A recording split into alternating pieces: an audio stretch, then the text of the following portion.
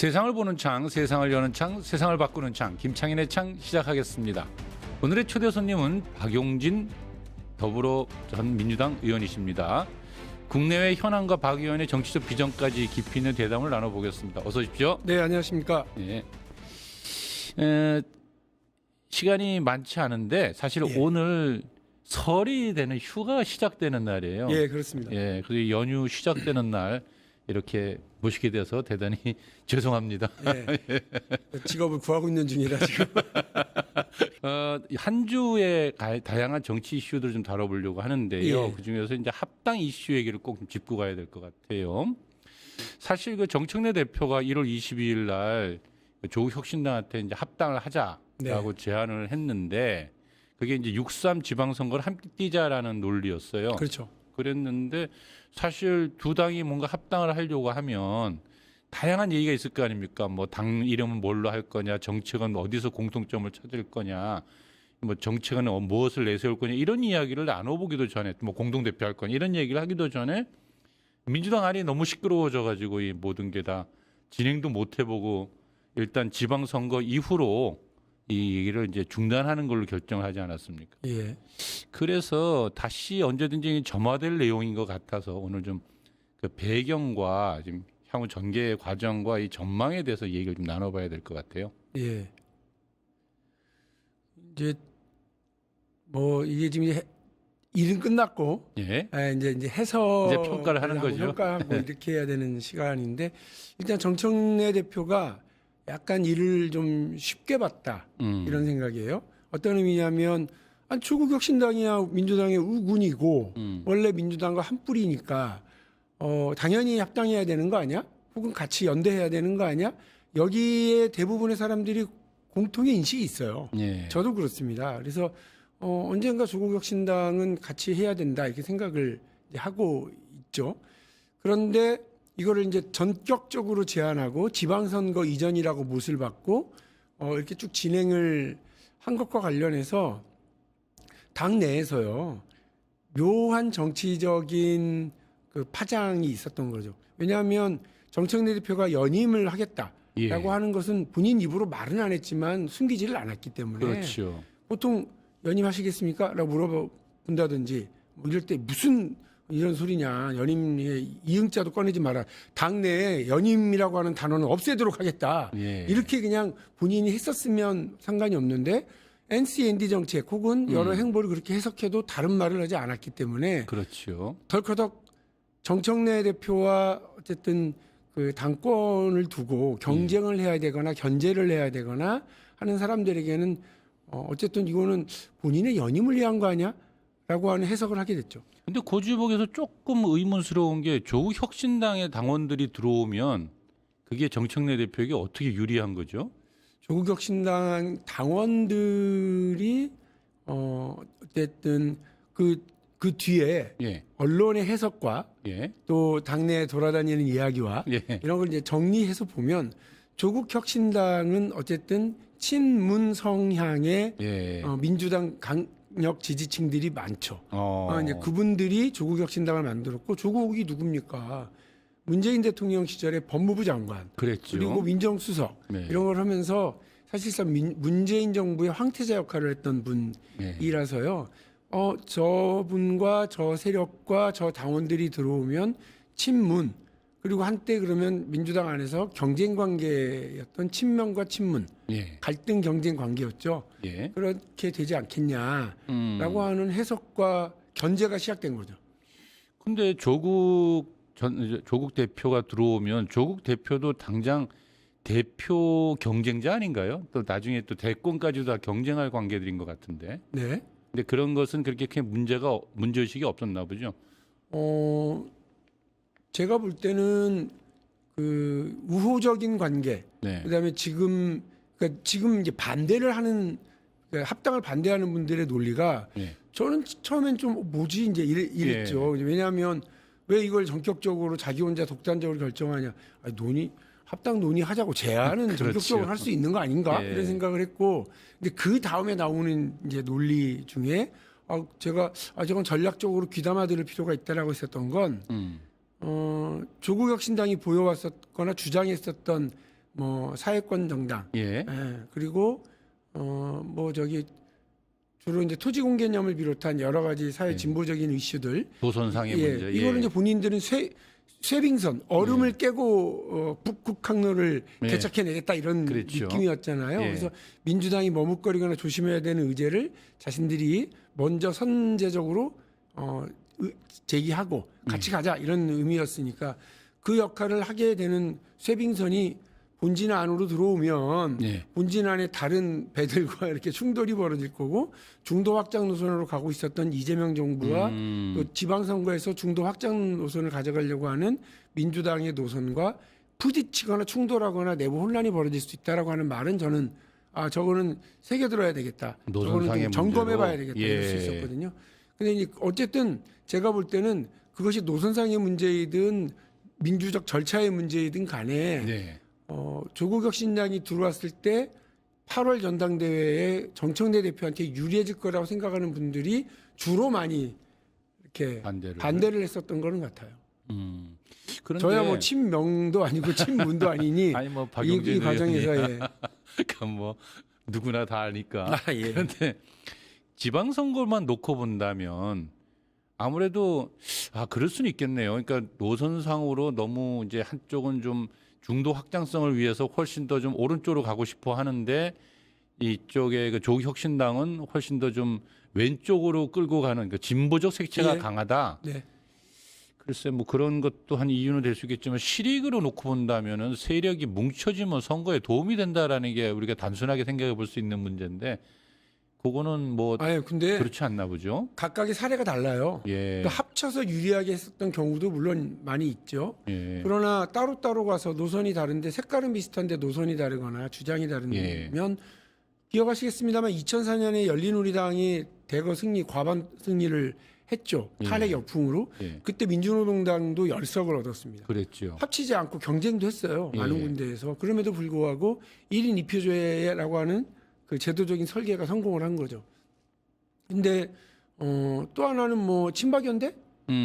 친박연대도 역시 그때 MB 때 그런 결과가 있었고요. 조국혁신당의 등장도 역시 지민비조라고 하는 그랬죠. 속에서 민주당도 이득 보고 조국혁신당도 한몫 단단히 챙기는 그런 선거 결과가 나온 건 맞죠.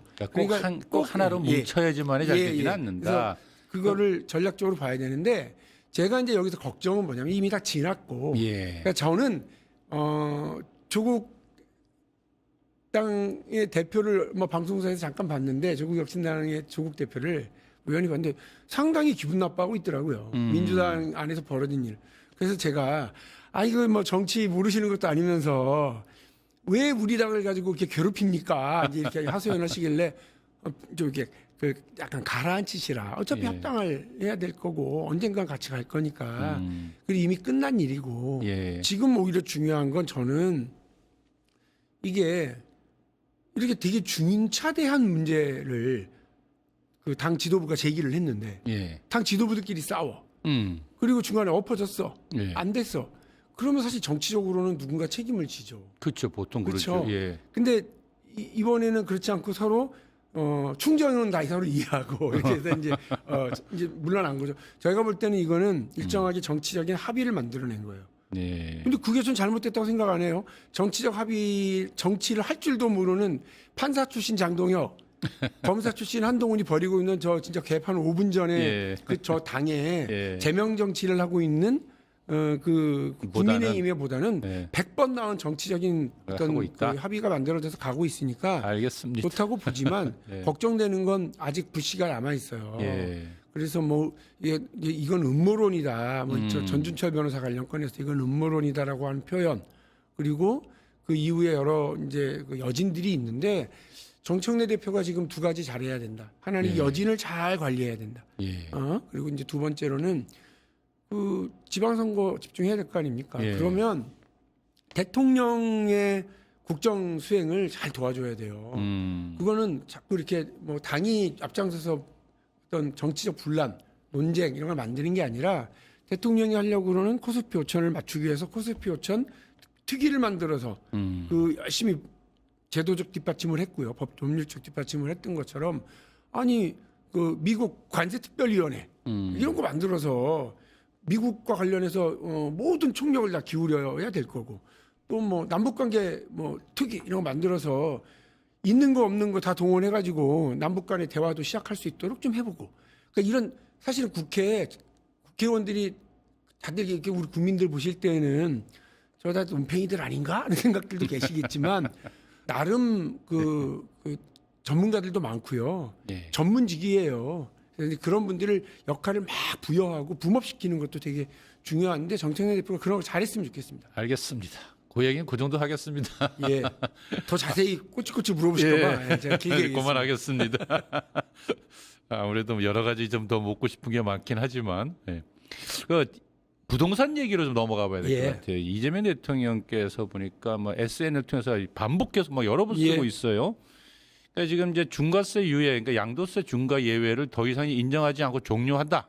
이 얘기 아닙니까, 그죠? 예. 그리고 어떤 수단을 통해서도 이제 투기 규제나 감독을 강화하겠다 이런 뜻인데 이 문제 한번 짚어볼까요? 한번 좀 네. 부동산 문제. 저는 지금까지 잘 하고 있다고 봐요. 그러니까 첫 번째로는 그러니까 부동산은 가격 시장이죠. 여기 예. 상품이잖아요. 그렇죠. 그러니까 수요와 공급이 어떻게 맞느냐, 그리고 내가 필요로 하는 상품이 제때 나오느냐, 공급되느냐. 그 신선도를 예. 유지하느냐, 신상품이 있느냐 네. 똑같아요. 그런데 너무 과열돼 있어. 이유는 다양하죠. 그러나 전반적으로 수요가 많으니까 공급이 적으니까 이렇게 돼서 일단 수요를 좀 이렇게 억제시키는 방법을 찾아서 지금 뭐 광범위한 토지거래 허가제부터 시작해가지고 일단 잡아놨어요. 그러면 공급인데 이 공급이라고 하는 건 짧아야 몇 년, 길면 10년 이렇게 네. 걸리는 거니까 그 공급 이전에 지금 시장에서 수요 공급 수급 이게 좀 안 맞고 있는 건 여러 명이 빵 10개 이렇게 차지하고 있거나 뭐 예, 이런 거 아닙니까? 그런 거죠. 예, 그러니까 그런 거를 좀 이렇게 시장의 매물로 나갈 수 있도록 유도하는 정책. 그 중에 하나가 지금 아까 말씀하신 중과 유예를 폐지하겠다. 더 이상 연장하지 않는다. 이거 그래도 연장하겠지. 아니 그렇지 않다라고 몇 번 지금까지 얘기를 늘 한 거죠. 그랬으니까요. 예, 그래서 그거를 딱 못을 박아서 예. 어쨌든 하고 그 다음에 또 문제들이 있어요.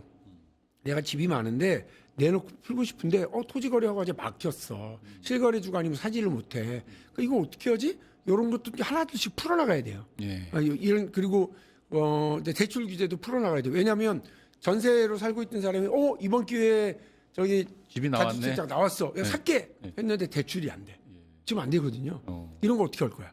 그래서 꽁꽁 묶어놨던 거 일부를 좀 풀어가면서 그 다음에 마지막 단계인 대규모 공급 정책 해야죠. 대규모 공급 중에 어떻게 하는 게 대규모 공급을 합니까? 저는 답이 있었어요.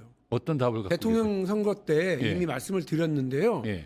그 김포공항을 공항 기능을 예. 인천공항과 통폐합하고 원주공항, 그다음에 청주공항하고 기능을 분산시켜서요. 김포공항의 스마트 시티를 구축하자라는 계획이었어요. 근데 이 계획을 박용진이 이렇게 이야기할 때는 엉뚱하지만 발랄한데 이렇게 이제 끝났죠. 예. 근데 그 뒤에 기억들 하시겠습니다만 송영길 서울시장 후보와 예. 인천 계양을 해 이재명 당시 재보궐선거의 국회의원 후보가 이 공약을 받았어요. 그래서 발표도 했었어요. 그런데 찬반이 많죠. 아니 그럼 김포공항 기능을 한다고 그러면 사람들 머릿속에는 아니 그러면 불편한 거 아니야? 이렇게 하실 수 네. 있는데 실제 그것도 다 교통계획과 분산계획들이 있고요. 김포공항은 92년도에서 그 인천공항 개항할 때 이미 그때 김포공항을 아예 기능을 폐쇄하고 옮길 계획도 있었고요. 국제적으로 베를린의 이제 테젤 국제공항, 그 다음에 또 그 덴버에 저 미국에 있는 덴버 예. 공항 이런 경우는 산업단지와 그다음에 주택단지, 주거단지로 전환하고 공항은 폐쇄한 경우도 많아요. 있어요 사례가. 그러니까 오늘 지금 사고 치는 겁니까? 어쨌든 이게 적극적으로 예. 하질 않으면 예. 지금 지난번에 129 대책 발표했더니 막 반발이 오잖아요. 예, 맞아요. 아니죠. 이미 실패했던 태능, 실패했던 과천 왜 또 다시 하냐? 그러니까요. 이런 얘기도 있고요. 정말 관악구 어디에 35채도 제공하겠다라고 하는 계획을 보면서 와 정말 안간힘을 쓰는구나 이렇게 했는데 그러니까 참, 저는 이렇게 네. 획기적인 공급 방안도 이 생각해볼 해야 만하다. 됩니다. 지금 대통령 제셨으니까 할 수 있다고 봐요. 그러니까요. 그러니까 서울시 오세훈 시장이나 이쪽 보수 진영 쪽에서 주로 이제 반대하고 비판하는 게 이렇게 세금 규제만으로는 집값 못 잡는다 이런 얘기고 또 과거에도 비슷한 규제책이 나왔지만 다 실패했다 이런 얘기잖아요.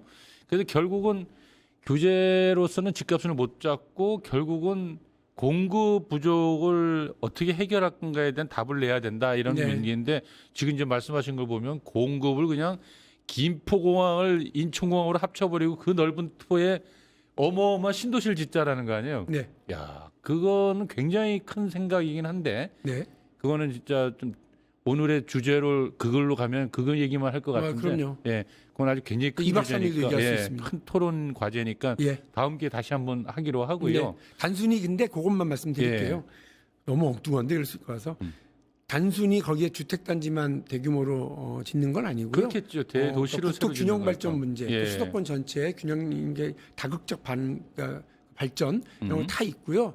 또 우리 시대 꼭 필요한 산업 단지를 구축해내는 거. 생산 기지는 다 지방으로 가야 되지만 R&D를 비롯한 새로운 아이디어를 장착할 수 있는 산업 단지들은 서울 수도권에 있을 수 있습니다. 하나 여쭤볼게요. 지금 강북구에 계시잖아요. 네. 강북구의 아파트 가격하고 강남의 아파트 가격의 차이가 얼마나 납니까? 그거 다 다르겠지만 예. 저는 서울 제가 살고 있는 아파트는 예. 서울 아파트 중위 가격의 반 정도 되더라고요. 그러면은 강남하고 비교를 한다면은 뭐 강남의 한 3분의 1쯤 하나요? 아니요, 그러면요? 안 되죠. 그러면 한 5분의 1쯤 하니까? 안 될 거예요. 5분의 1도 안 되고. 저는. 그러면은 네. 같은 서울 아닌데도 강남만 유난스러운 거 아니에요? 그러니까 제가 늘 갖는 의문 중에 하나가 그러면 강남이 왜 유난스럽게 그렇게 아파트 가격이 거기 뭐 아파트가 훨씬 더 좋은 것도 아닐 건데 다 같은 회사들이 짓는 아파트 아닌가요? 그런데 이제 저도 강남 안 살아봐서 모르겠습니다만 거기는 도로 사거리마다 지하철역이 있잖아요. 그러니까 한마디로 그리고 모퉁이마다 복지센터와 문화센터나 이런 복지시설들이 있어요. 교통, 문화, 복지, 인프라가 잘 깔려 그럼 있다.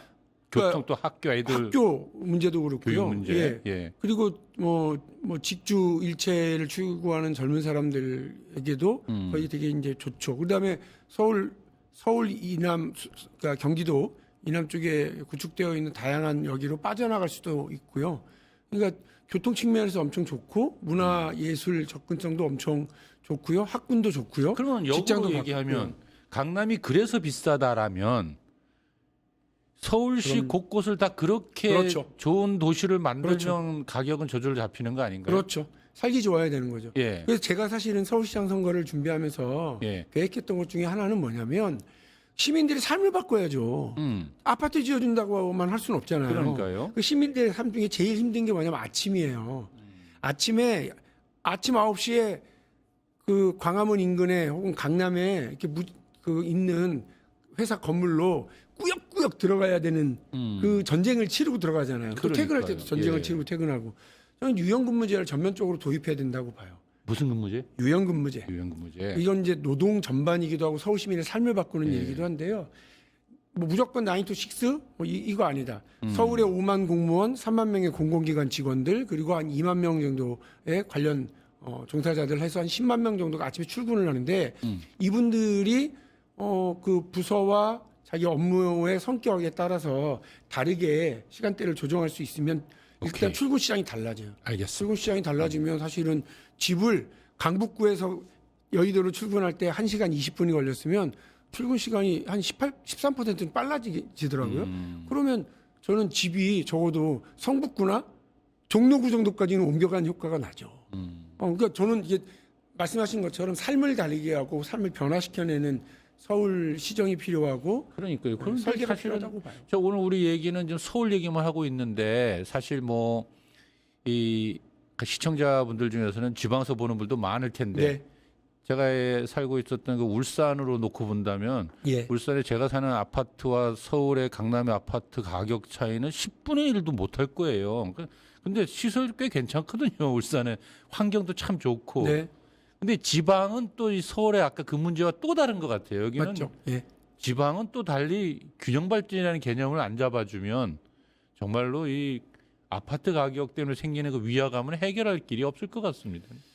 이제 말씀하신 것처럼 저는 강북구에 살고 예. 강남과는 전혀 다른 기반 시설들 위해서 살지만 저한테도 장점이 있는 거예요. 북한산이 바로 뒤야. 그러니까 그래서 참 좋잖아요. 집 나서면 5분이면 산에 들어갈 수 있는 그런 상황이 있으니까 별로 뭐 돈 때문에 포기하고 싶지 않아요. 그렇죠. 다만 거기가 말씀하신 것처럼 교육과 이런 다양한 것들 그리고 먹고 살 수 있는 이런 걸 만들어줘야 되니까 국토균형 발전 같이 이제 자신들의 균형 발전을 설계할 수 있도록 하기 위해서 최근에 지금 속도를 내고 있는 행정통합 그리고 그를 통해서 각 지역이 자기들의 삶을 구축해 나갈 수 있도록 하는 연방제 수준의 지역 분권 반드시 좀 필요하다고 생각합니다. 지금 현재 이재명 대통령이 그러한 것들을 내다보고 지금 막 포석해 들어가고 있는 거잖아요. 예, 매우 그랜드 플랜까지 머릿속에 다 있더라고요. 알겠습니다. 좀 성공할 수 있기를 바라면서 다음 이슈 넘어가겠습니다. 네. 오늘은 이제 저기 국민의힘 얘기를 좀 가보죠. 이제 네. 민주당 얘기를 해봤으니까 느닷없이 대통령과 만남을 취소해버렸어요. 한 손으로 칼을 들고 한 손으로 악수할 수 없다 뭐 이런 논리를 웃기는 폈어요. 사람들이에요. 진짜.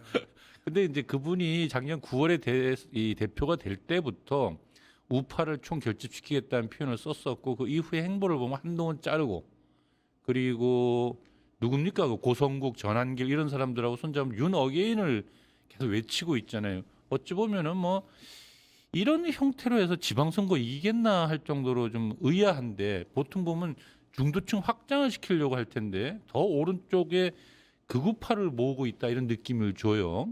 어떻게 보십니까 지금? 우파 결집을 시키겠다고 하는 거는 뭐 말도 안 되는 소리라는 걸 자기들이 보여주고 있는 거죠. 한동훈이 우파지 좌파인가? 그렇죠. 배현진이 좌파예요? 나고 그 얘기는 처음 들었네. 막 다 쫓아내려고 하더라고요. 그러니까 그렇네. 장동혁의 머릿속에는 예. 앵커님께서 말씀하시는 것처럼 그냥 극우들의 결집을 우파 결집이라고 말하고 싶은 거밖에 없는 거고요.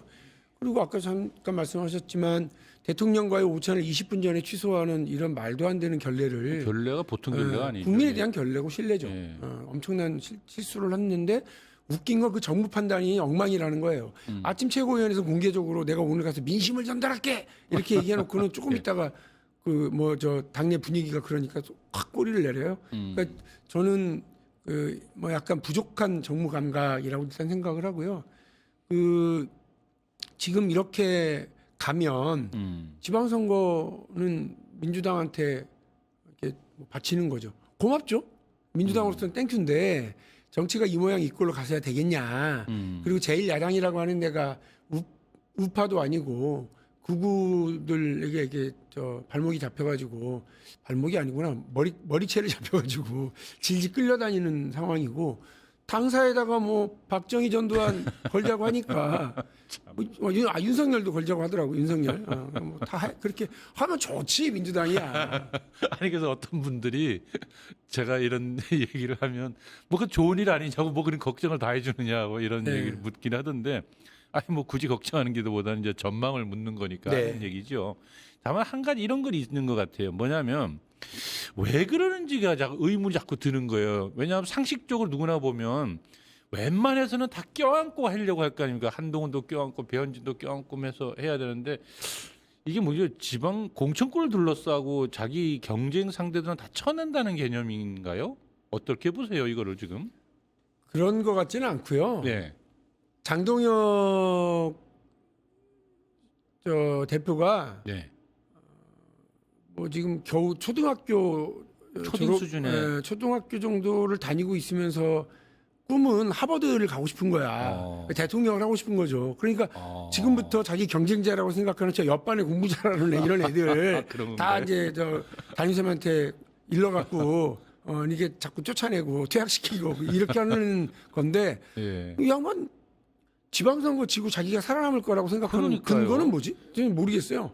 저는 지방선거 전에 그냥 사퇴하고 비대위로 갈 거가 도리어 더 예상되는 마당에서 지방선거 이후에 대선까지 꿈꾼다면 그건 제가 볼 때 아까 초등학생이 하버드 꿈꾼다 했는데 네. 그것보다는 의식 수준 자체가 초딩 수준 아니냐라는 생각이 드는데 정치를 너무 몰라요. 네, 몰라 그러니까, 너무 많이 모르는 것 같아요. 그러니까 저는 뭐 그 법조인들 전화 앵커님은 법조인이 아니라서 얼마나 다행인지 모릅니다. 이게 법조인들이 답답하게 하는 예. 것들이 있더라고요. 그래서 법조인들이 갖는 특징이거든요.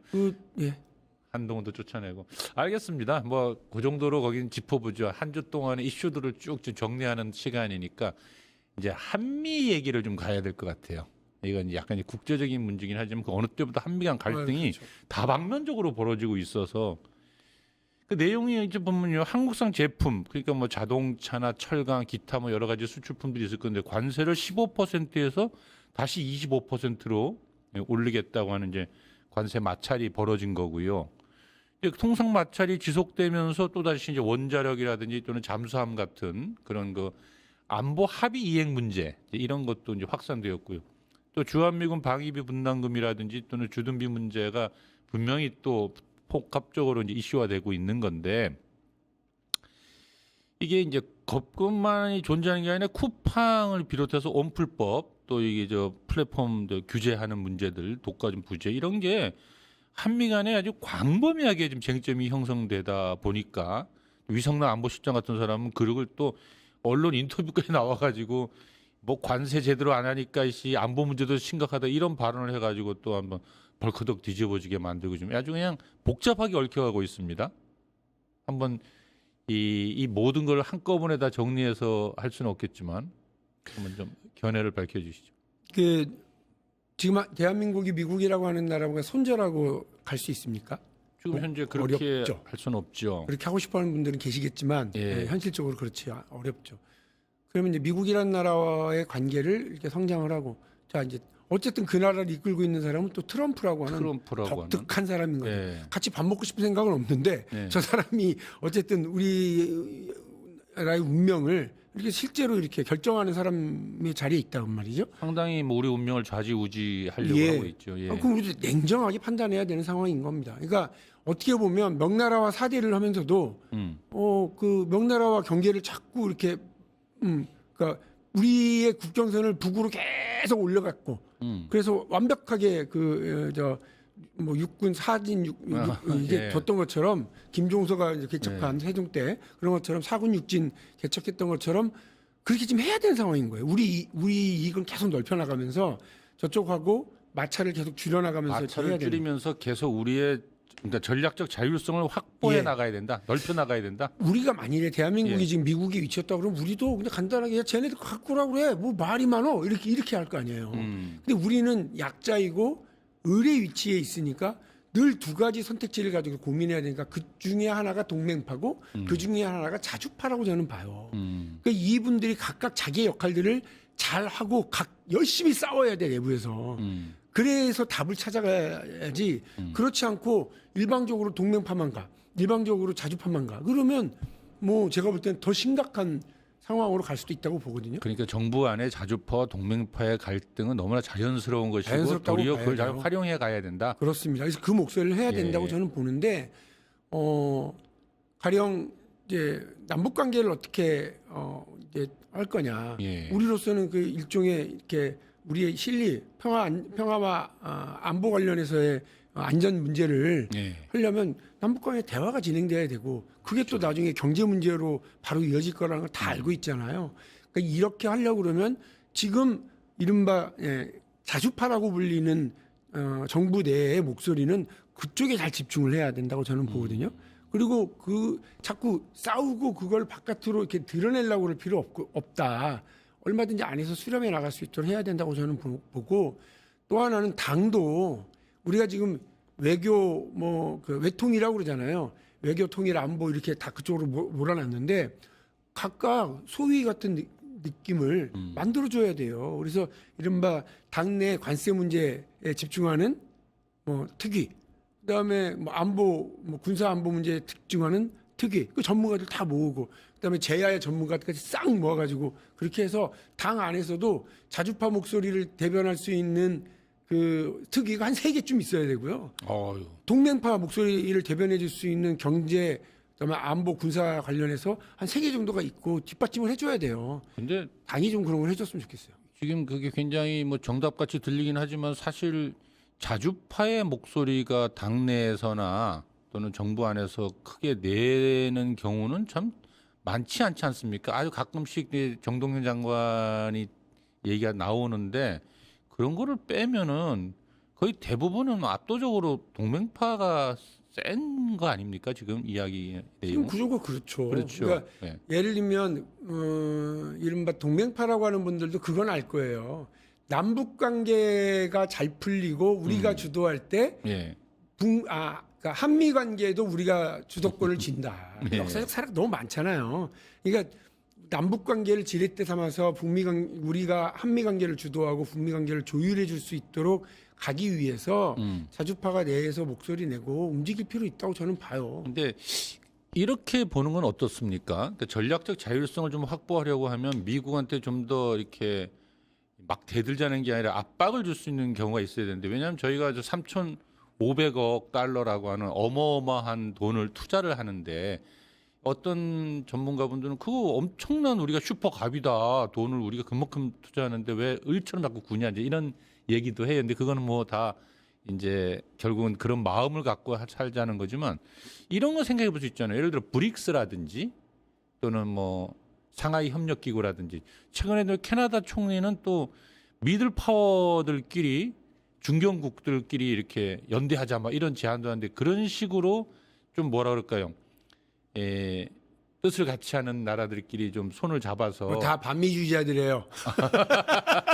미국이 딱 볼 때는 예. 다 반미 동맹하나 이렇게 생각하고 예. 상하이 동맹 특히 그렇고 예. 그다음에 그 뭐 브릭스. 브릭스도 지금 마찬가지. 브릭스 브라질이 마찬가지고. 얼마나 대듭니까 예, 지금. 그러니까 다 반미주의자들이. 반미주의자들 이렇게 딱 생각하고. 캐나다가 그 총리가 얘기한 미들 파워 연대는 반미 국가들 아니잖아요. 거기는 원래 저기 사실은 친미 국가 중에 친미 국가잖아요. 예. 그런데 이제 이번에 약간 삐낀 거지. 예. 트럼프한테 너무 홀대당하니까 그러니까 금방 돌아갈 거예요. 그러면 반미 국가들 뭉치자고 하는 데는 가급적이면 안 들어가는 게 좋고. 아니 저는 다른 생각인데 우리가 국제기구를 통해서 미국과의 관련해서 우리 이익을 추구하기 쉽지 않아요. 아, 각자의 이익들이 그런 있기 모습으로 때문에. 미국을 압박하기는 어렵다. 예, 그냥 제가 이렇게 단적으로 말씀을 네. 드리면 우리는 단 한 번도 미국에게 우리가 먼저 이렇게 할게라고 뭘 제안해 본 적이 없어요. 미국이 해달라고 그랬을 때 마지못해 다들 해줬다고요. 그 문제는 이제 사실이거든요. 근데 이제 예를 들면 미국이 요구했었던 이라크 파병 문제라든지요. 아주 이게 2002년, 2003년도에 핫 이슈였잖아요, 우리 사회에. 네. 그때 노무현 대통령이었어요. 그리고 이제 평택기지로 이전하는 문제. 그 사회적 막 그 반대가 격렬했는데도 불구하고 평택기지, 제주 강정항 다 사실은 미국의 그 군사적 이해를 우리가 해줬는데 우리가 먼저 해줬다 이번에 그때도 어떻게 보면 그냥 이렇게 받아준 거거든요. 일본은요, 자기들의 일본 우파들의 최대 그 바람이 소원이 그거잖아요. 전쟁이 가능한 그 헌법 개정하는 정상국가. 모든 정상국가야. 그러니까 이제 자기들끼리는 침략 가능한 전쟁을 전쟁을 할 수 있도록 헌법 개정하자는 얘기고 다시 군국주의가 되는 거지. 군대로 좀 가자 이런 예. 얘기도 하고 이러거든요. 예. 그거를 하기 위해서 미국한테 엄청나게 많은 것들. 아부를 떨고. 예, 인도 태평양 전략이라고 하는 거 일본이 아베가 먼저 얘기했던 거잖아요. 인도 태평양 전략, 그러니까 우리 아시아 태평양으로 갇혀져 있었던 미국의 인식을 인도 태평양으로 늘려라. 그래야 중국을 봉쇄할 수 있다. 인도 잡고 이쪽에서 우리 일본이 할게. 동북아시아는 우리한테 맡겨. 한국 믿지 마. 그게 그 일본의 전략인데, 그러니까 저는 미국의 이런 군사 전략, 안보 전략을 우리도 먼저 꿰뚫어 보고 먼저 제안하고 이끌어가면서 우리 거 얘기할 수 있어야 된다고 봐요. 알겠습니다. 예. 뭐저 그건 또 나중에 2박 3일 따로 잡아서 예, 아무튼 전략적 자율성의 문제를 이야기하면서 다음 얘기를 한번 넘어가겠습니다. 네. 뭐 이게 주제가 많은데 시간은 없고 참 그렇네요. 예. 사법부 얘기를 좀 잠깐 해야 될 것 같아요. 그래도 이건 넘어가야 되는데 대한민국 사법부는 원래 선출 권력이 아니잖아요. 아닌데 국민들이 생생히 기억하고 있는 모습이 있어요. 그것은 유신 체제 때나 또는 이 전두환 체제 때나 사법부가 어떻게 그들한테 굴종했던가를 좀 말도 안 되는 재판 판결을 많이 내렸고요. 저나 우리 앵커님이나 다 피해자 아닙니까? 우리 다 그렇게 또 국가보안법으로 감옥도 갔다 오고 요즘에 다 다시 재심해가지고 무죄를 받긴 했는데요.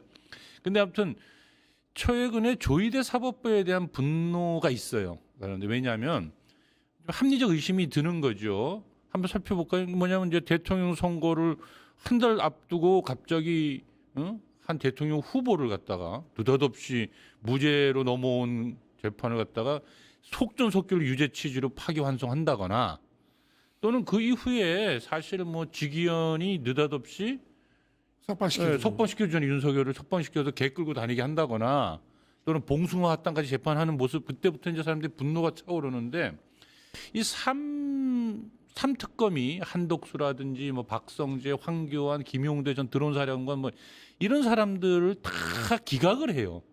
그 삼특검이 내놨던 사람들 중에 23명을 구속시켜 달라고 했는데 17명이 그냥 나와 버렸단 말이죠. 그러니까 이런 것을 다 보면서 야, 이거 완전 내란 동참 세력 아니냐, 사법부가. 이런 사고들을 하게 됐다는 겁니다. 이 얘기는 좀 짚고 가야 될 것 같아요, 지금.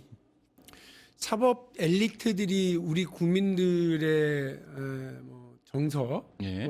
국민들의 어떤 눈높이에 어긋나는 재판 판결을 한 건 비단 민주화 세력들에 대해서뿐만 아니고요. 예. 우리 국민들 삶에도 여러 그 폭투를 던진 적이 많아요. 많죠. 말도 안 되는 결정들을 내린 것도 많고요. 그래서 사법 엘리트들이 그렇잖아요. 사법고시 보다가 그냥 갑자기 법대 위에 앉아가지고 땅땅땅 두드리니까 저게 뭐를 한다고 지금 저렇게 판결을 하지? 예. 이게 너무 많았거든요. 그렇죠. 그래서 사회적 경험이 많은 사람들, 변호사 경력을 갖춘 사람들이 사법부에 들어갈 수 있도록 길을 열자라고 했던 것도 사법개혁의 그 과정과 결과였고요. 또 뭐 대법원의 대법관들의 구성원을 다양하게 해야 된다고 그래서 또 다양한 루트를 만들었던 것도 그랬고요. 재판에 뭐 흔히 말하는 예전에는 네 죄를 네가 알렸다 이래가지고 그냥 검찰이 가져오면 그대로 다 했는데 그랬죠. 아니야 검찰에서 그 진술조서 그 이제 인정 안 해 모든 증거는 다시 재판 통해서 확정받아야 돼라고 하는 것도 사법 개혁에 되게 중요한 과정을 우리 국회가 해온 거라고요. 네. 제가 지금 말씀드린 이 모든 과정을 국회에서 법과 제도를 통해서 바꿔왔어요. 그리고 지금도 사법부는 여전히 엘리트들에 쌓여 있고요. 네. 이 엘리트들이 엉뚱한 짓들을 하는 거예요. 하나하나 저는 재판 하나하나를 놓고 그거에 대해서 찬반 내고 막 이러는 건 뭐 의미 없다. 어떻게 보면 예. 오히려 왜 그런 게 만들어지나 그 구조를 어떻게 바꿔야 되나 이건데 민주당이 지금 최근에 그래서 관련된 몇 가지 법들을 내놨죠. 대법관 좀 늘리는 게 맞지 않아? 네. 그리고 뭐 실제로 대법원에서 확정됐는데도 불구하고 그거를 다시 가져갈 수 있도록 하는 재판 소원제도 해봐야 되는 거 아니야? 그러니까 이런 제도적인 노력들을 민주당이 하고 있는 거가 사실은 뭐 이재명 대통령 관련 재판, 최근에 내란 관련 재판 뭐 이런 것들 때문에 국민들이 열차가지고 이렇게 계시는 것도 있지만 예. 꼭 필요한 제도적 개선의 노력 중에 하나로 이제 봐주셨으면 좋겠어요. 그래서 분노하고 개별 재판관과 재판부를 비판하는 거 것이 아니라 그거 넘어서서 제도적 개혁으로 제도적으로 우리가 시스템을 지금의 이 바꿔 에너지 나간다. 예, 맞습니다. 근데 지금 저희가 제일 갖는 또 안타까움 중에 하나가 이들이 이제 선출된 권력이 아닌데 민주적 통제가 가능하냐라는 고민이었는데 이것을 이제 법적 제도적으로 만들어 가면서 그 문제는 풀어갈 수 있는 것이니 개별 판사들에 대한 분노에서 멈추지 말아라 이 소리죠. 네. 알겠습니다. 아니 뭐 더 나가면 사실은 네. 뭐 미국처럼 연방 뭐 그 동네 판사 네. 이렇게 다 저기 선출해가지고 할 수도 있죠. 저는 뭐 그렇죠. 향판이라고도 보통 불리죠. 예. 그런 분들 본인들도 원하면 좀 일정하게 좀 도입해서 한번 실험적으로 단계적으로 지역 주민들에 의해서 혹은 지역 변호사들에 의해서 선출될 수 있는 그 재판관 좀 필요하다고 봐요. 도입하는 게 필요하다고 봅니다. 그것도 민주적 통제 한 방안으로 도입을 고민해 볼 만하겠네요. 네. 그죠? 좋습니다. 저희가 준비되어 있는 안 중에서 아주 짧게 하나만 좀 이건 박용진 의원님을 위한 질문이라고 할 수 있습니다. 그리고 사실은 또 굉장히 좀 드문 경우라서 제가 이걸 찝어봤는데 정치에서 실수는 흔한 일이잖아요. 근데 정치인들이 실수를 인정하고 수정하고 새로운 안을 제출하는 경우는 참 보기가 드문데 제가 그 한 사례로 박용진 의원이 했던 이 이야기를 하나 하려고 합니다. 2020년도에 보니까 말이에요. 3월 달에 타다금지법이라고 하는 그러니까 타다가 들어왔는데 택시가 들어왔는데 그것이 이제 기존 산업의 생존을 이유로 금지시켜 버린 법안을 통과를 시켜 놓고 나서 2022년도 이제 11월 달에 SNS에 아이고 알고 보니까 이게 카카오 독점만 남았더라 타다를 없애놨더니라고 하면서 이제 스스로 반성의 글을 올렸어요. 네.